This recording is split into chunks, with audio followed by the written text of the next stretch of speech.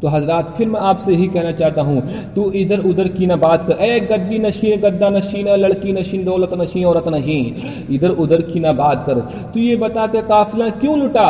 مجھے رہزنوں سے غرض نہیں، میری رہبری کا سوال ہے۔ حضرات محرم بازی کے ذریعے سے، چہلم بازی کے ذریعے سے کتنا بڑا قوم کا نقصان ہو رہا ہے کہ آپ جانتے ہو؟ کبھی آپ نے سوچا ہے؟ پڑھتا ہوں تو کہتی ہے یہ خالق کی کتاب ہے، مثل یہودی سعودی بھی عذاب، اس قوم کے بارے میں کمر کیا لکھے، کعبے کی کمائی سے جو پیتے ہیں شراب۔ اب میں یہ کہوں تو کوئی غرض نہ ہوگا، پڑھتا ہوں تو کہتی ہے یہ خالق کی کتاب ہے، مثل یہودی سید بھی عذاب، اس قوم کے بارے میں کمر کیا لکھے، کعبے کی کمائی سے جو پیتے ہیں شراب۔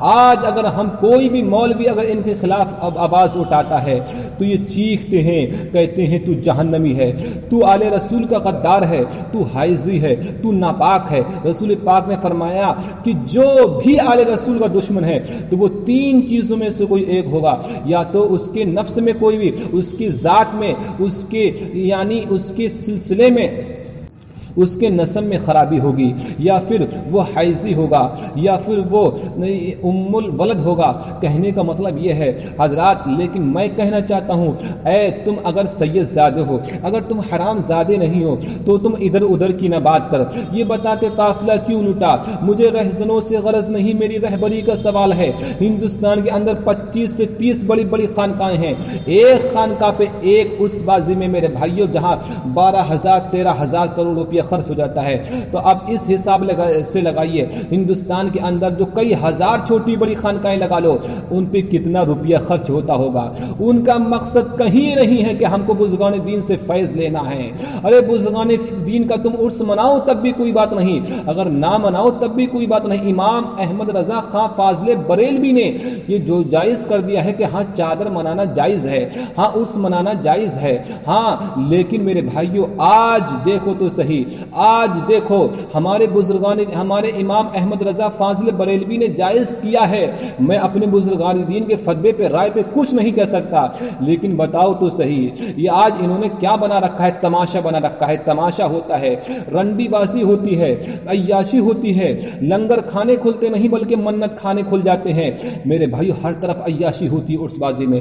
میرے بھائیو 12 لاکھ اگر श्रद्धालु آئے، زائرین آئے، تو ان میں سے میرے بھائیو اگر 7 لاکھ لوگوں کو اگر ہم نکال دیتے ہیں کہ وہ شریف لوگ ہیں، ان کا کہیں سے کہیں تک کوئی تعلق نہیں ہوتا ہے، لیکن اگر 5 لاکھ اگر نوجوان آ گئے اور اس میں 5 لاکھ یووا یوتی آ گئے، تو 5 لاکھ لوگوں میں سے بھی ہم نکالتے ہیں 1 کروڑ لوگ، اگر شریفوں کو نکال دو، بچوں کو نکال دو، اور پھر اس کے بعد میں 3 کروڑ کو صرف چھوڑو، تو بتاؤ جن کا مقصد یہ ہوتا ہے کہ ہم عیاشی کریں گے، ہم عرس بازی کے ذریعے سے جو ہے ہم کریں گے، عیاشی کریں گے، ہم بزرگان دین کے مزار پہ جا کر کے عیاشی کریں گے، اس لیے کہ ہم اگر گاؤں میں عیاشی کرتے ہیں تو ہمارے دامن پہ دھبا آ جاتا ہے، ہماری شادیاں نہیں ہوتی ہیں، ہمارے رشتے نہیں آتے ہیں، لیکن اگر وہیں پر ہمارے سر میں درد ہو جاتا ہے تو پھر ہم کہتے ہیں چلو مزار پہ چلو، وہاں پر 1 یار نہیں 1000 یار مل جائیں گے، وہاں پر 1 موقع نہیں 1000 موقع مل جائے گا، وہاں پر کسی گلی میں چلے جاؤ، کسی ہوٹل میں چلے جاؤ،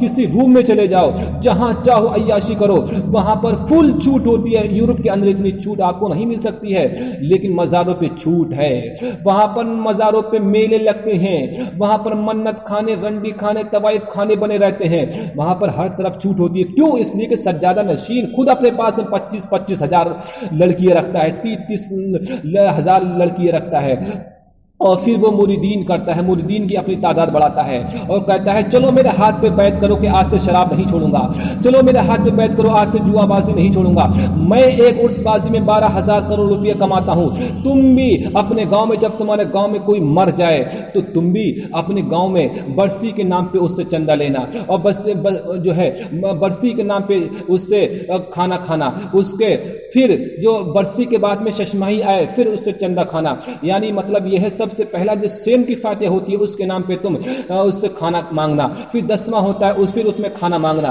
फिर 40वां होता है उसमें तुम खाना मांगना, फिर शशमाही होती है फिर उसमें खाना मांगना। इस पे बैत होती है। जिस तरीके से यजीद ने बैत करी थी, यजीद ने कहा था चलो मेरे हाथ पे बैत करो। सारी दुनिया जानती थी यजीद जालिम है, यजीद जानी है, यजीद अय्याश है, मगर यजीद के अंदर भी कुछ खूबियां थी, लेकिन तुम्हारे अंदर तो वो भी खूबियां मौजूद नहीं। यजीद जालिम जरूर था, यजीद अय्याश जरूर था, यजीद फाहिशात जरूर था, यजीद सैर तफरी जरूर करता था, 24 घंटे शिकारों में करता था, वो ज़िनाबाजी की मजलिसें जरूर लगाता था। यह हजरत अमीरुल मोमिनीन को भी, हजरत अमीर माविया को भी मालूम था, लेकिन यजीद पढ़ा लिखा जरूर था। आज हिंदुस्तान के अंदर कोई भी गद्दी नशीन, कोई भी गद्दा नशीन एक जर्रा बराबर भी अपना नाम लिखना नहीं जानता है मेरे भाइयों। कहां की बात रही पढ़ी लिखी, ये मुहद्दिस आजम बक़ीयतुल सलफ़ उम्दतुल ख़लफ़ बने हुए होते हैं, अपना नाम लिखना नहीं जानते।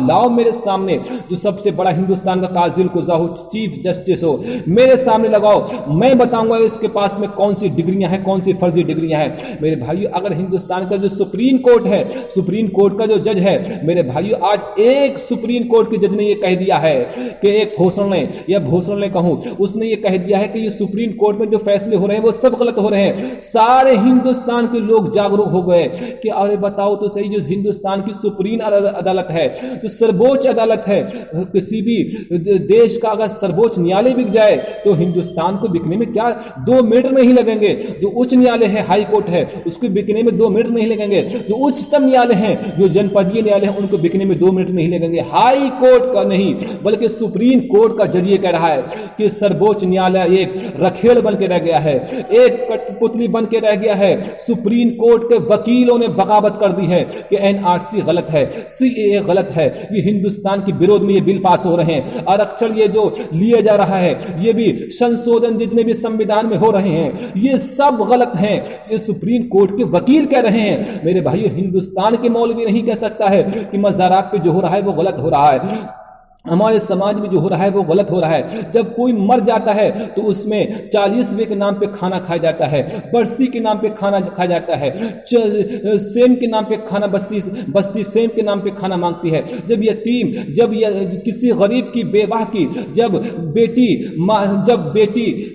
बेटी जवान हो जाती है और उसके बाप के ऊपर उसकी जो है उसकी जवानी देखी नहीं जाती है, तब उस गांव वालों के एक तरफ डर होता है, अगर मैंने गांव वालों को खाना नहीं दिया, अगर बस्ती को खाना नहीं दिया तो बस्ती मेरे बच्चे के साथ में जिना हो रहा है, रोज बस्ती के नौजवान मेरी बेटी के साथ में जिना कर रहे हैं, इसको बर्दाश्त कर सकती है, मुझको कौम से नहीं निकालेगी। लेकिन वही मेरी बेटी की डोली उठी और मैंने बस्ती को खाना नहीं दिया तो सबसे पहले मेरा भाई नाराज हो जाएगा, फिर मेरा चचा नाराज हो जाएगा, फिर कौम का सरपंच नाराज हो जाएगा, फिर कौम का हाजी नाराज हो जाएगा, फिर कौम का पाजी नाराज हो जाएगा, कौम का मुखिया नाराज हो जाएगा। अगर मैंने बड़े बड़े लोगों को खाना नहीं खिलाया, ऐ लोगों, ऐ हाजियों, ऐ पाजियों, ऐ पादरियों, मैं तुमसे कहना चाहता हूं, लानत है तुम्हारे हाजी होने पे, लानत है तुम्हारी नमाजी होने पे। तुम्हें गरीब की डोली उठती है तो तुम उसका कुछ देने के बजाय उसका खाना मांगते हो। तुम जालिम, अल्लाह और रसूल की लानत है तुम्हारे ऊपर। तुम किसी गरीब की, मजदूर की जब बेटी की डोली उठती है तुम उससे खाना मांगते हो। मेरे भाई, आज लॉकडाउन में इतने निकाह हुए हैं तो वो क्यों हुए हैं? इसी वजह से हुए हैं कि लॉकडाउन में अगर निकाह हो गए तो ठीक है, हिंदुस्तान की हुकूमत हमारा साथ दे रही है, लेकिन लॉकडाउन के बाद में हमारा गांव का सरपंच हमको हमारा गरेबान पकड़ लेगा, हमारा गांव का चौधरी हमारा गरेबान पकड़ लेगा, हम गांव का मुखिया हमारा गरेबान पकड़ लेगा। तेरी बेटी की डोली उठी तो उठी कैसे? तेरे बेटे का जनाजा उठा कैसे? पहले खाना खिला, बाद में जनाजा उठेगा। मेरे भाइयों, राजस्थान में ऐसी बहुत सारी जनजातियां हैं, पहले खाना मांगती हैं, फिर उसकी तजहीज़ तकफीन होती है, फिर उसका क्रियाक्रम होता है। हिंदुस्तान के अंदर एक कौम नहीं, 1000 कौम, जाति, जनजाति मैं आपको दिखा दूंगा जो पहले खाना मांगती हैं, बाद में कहती हैं कि हम तेरी तजहीज़ तकफीन करेंगे। पहले मेरे भाइयों कहते हैं हमको चना चाहिए, चना। मेरे भाइयों, कौन सी चना बना दिया है? 1.25 लाख कलमा पढ़ना है तो वो कंकरियों भी पढ़ा जा सकता है, पत्थरों भी पढ़ा जा सकता है, तस्बीह भी पढ़ा जा सकता है, लेकिन हमको 1.25 लाख कलमा पढ़ना है, पहले हमको चना खाना है, हमको सेम खाना है। मेरे भाइयों, अपने बाप का चने खा गए, सेम खा गए। मेरे भाइयों, अपने बाप के मुर्दे मेरे भाइयों जितना उसके मरने के दवाई में पैसा नहीं लगते हैं, उसके क्रियाक्रम में, उसके तजहीज़ व तकफीन में इतना पैसे लग जाते हैं। मेरे भाइयों बताओ तो सही, अल्लाह के रसूल ने यही तुमको तालीम दी थी। अल्लाह के रसूल ने फरमाया था एक मुसलमान के दूसरे मुसलमान पे 6 हुकूक हैं। मिशकात की हदीस पाक है, बुखारी की हदीस पाक है, मुस्लिम की सियाह सत्ता की जो 200 किताबें हैं, सियाह सत्ता की जितनी भी मोतबर किताबें, उन सब में ये सब में ये हदीस पाक मौजूद है कि एक मुसलमान के दूसरे मुसलमान पे 6 हुकूक हैं। सबसे नंबर 1 है, एक ये है कि जब मुसलमान एक दूसरे मुसलमान से मिले तो पहले सलाम करे। आज नफरतें बढ़ रही हैं, आज एक भाई दूसरे भाई से जल रहा है। उसकी वजह क्या है कि हम एक भाई दूसरे भाई को सलाम नहीं कर रहा है, छोटा बड़े को सलाम नहीं कर रहा है। बल्कि मेरे भाइयों अगर कौम के इमाम ने कौम के जाहिल को, कौम की जुआरी को, कौम को शराबी को अगर उसने सलाम नहीं किया तो ये समझ लो कि उसकी मुसल्ला डगमगाने लगता है। मेरे भाइयों जिस तरीके से जुनैद बगदादी का जो मुरीद था उसने अल्लाह का नाम जुनैद बगदादी का नाम छोड़ करके जुनैद अल्लाह का नाम लेना शुरू कर दिया था, तो उसका पानी के ऊपर से उसका मुसल्ला डगमगाने लगा था और वो डूबने